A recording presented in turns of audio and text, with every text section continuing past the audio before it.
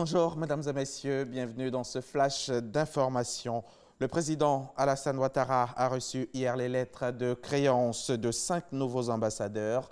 Ces diplomates accrédités en Côte d'Ivoire sont de l'État d'Israël, de la Confédération suisse, de la République islamique d'Iran, de la République arabe d'Égypte et de la République centrafricaine. Ils se sont engagés à œuvrer au renforcement et à la diversification des relations de coopération entre la Côte d'Ivoire et leurs pays respectifs.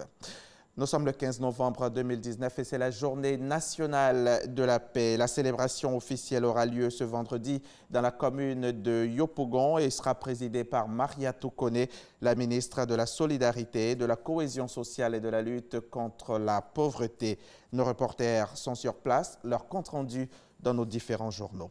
Et justement, à l'occasion de cette journée nationale de la paix, le maire de la commune d'Abobo, Ahmed Bakayoko, a lancé l'opération Un jour, 1 million d'arbres. Une opération de planting d'arbres qui vise à promouvoir la protection de l'environnement, à lutter contre le réchauffement climatique et surtout à prôner la paix et la cohésion sociale.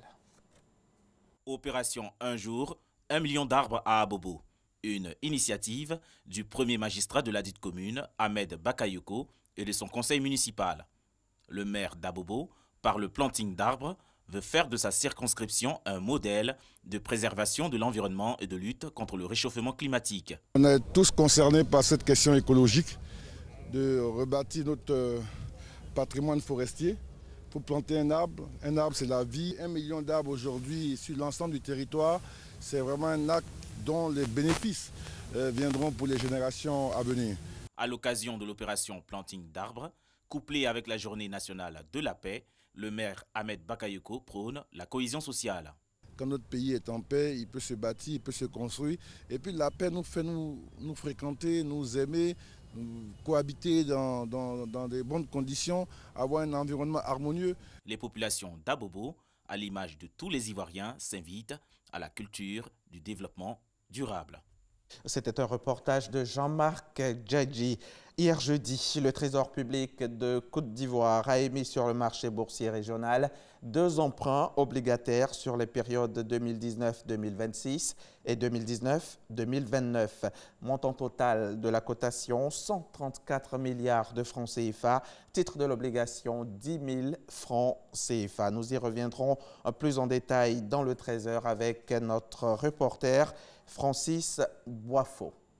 Le fuseau central du G5 Sahel aux frontières du Mali, du Burkina Faso et du Niger est la cible d'attaques nourries de mouvements djihadistes obligeant les États africains et la France à décider d'un réajustement du dispositif de combat de cette coalition. Cela fait plusieurs semaines que la question était à l'ordre du jour. Face aux assauts répétés des mouvements djihadistes contre les vastes territoires de la zone des 3 frontières, il faut reconcentrer les forces sur cette partie du Sahel. Pour cela, les forces tchadiennes sont sollicitées pour renforcer Barkhane.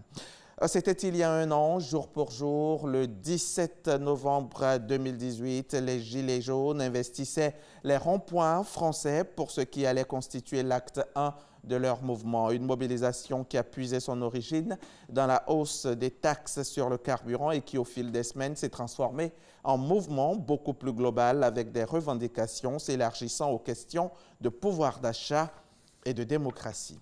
Nous allons terminer ce flash. 2 adolescents ont été tués, 3 autres blessés par balle hier jeudi 14 novembre lorsque l'un de leurs camarades a ouvert le feu dans la cour de son lycée de Santa Clarita en Californie.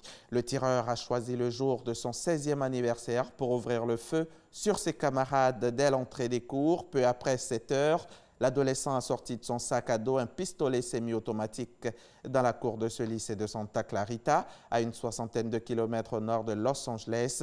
Il a immédiatement tiré, touchant 5 élèves, dont 2 mortellement, une fille de 16 ans et un garçon de 14 ans. Fin de ce flash, rendez-vous 13h pour le journal.